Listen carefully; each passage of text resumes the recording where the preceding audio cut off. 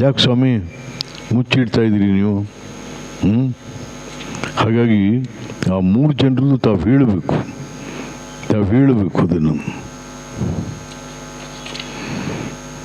So ಹೀಗೆ ದೇಶದ ಆರ್ಥಿಕ ಪರಿಸ್ಥಿತಿ ಬಗ್ಗೆ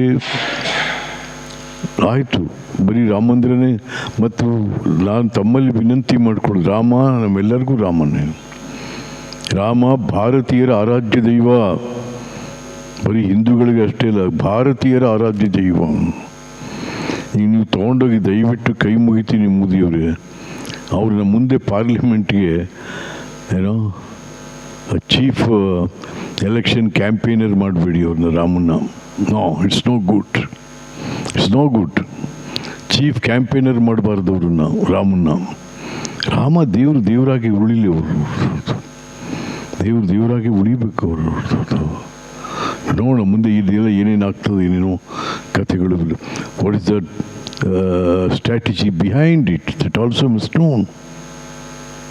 ಹಾಗಾಗಿ ಸ್ನೇಹಿತರೆ, ಇವತ್ತು ಇಷ್ಟು ಮಾತುಗಳನ್ನ ನಿಮ್ಮ ಜೊತೆ ಹಂಚ್ಕೋಬೇಕು ಅಂತಂತೇಳಿ ನಾನು ತಮ್ಮನ್ನು ಕರೆದೆ. ಇವತ್ತು ಮುಖ್ಯಮಂತ್ರಿಗಳು ಇದಕ್ಕೆ ಬರ್ತಾ ಇದ್ದಾರೆ ಪಿರಿಯಾಪಟ್ಟಣಕ್ಕೆ. ಅಲ್ಲಿ ಭಾಳ ಜನ ಯಾರು ಬಂದಿಲ್ಲ ಅವ್ರಿಗೆ ಸ್ವಲ್ಪ ತಲುಪಿಸುವಂಥ ಕೆಲಸನೂ ತಾವು ಮಾಡಬೇಕು. ಭಾಳ ಪರ್ಟಿಕ್ಯುಲರಾಗಿ ನಾವು ದೇವರಾಜರ ಜಿಲ್ಲೆ, ಹುಣಸೂರನ್ನು ದೇವರಾಜರ ಹೆಸರಿನಲ್ಲಿ ಜಿಲ್ಲೆ ಮಾಡಬೇಕು ಅಂತಂತೇಳಿ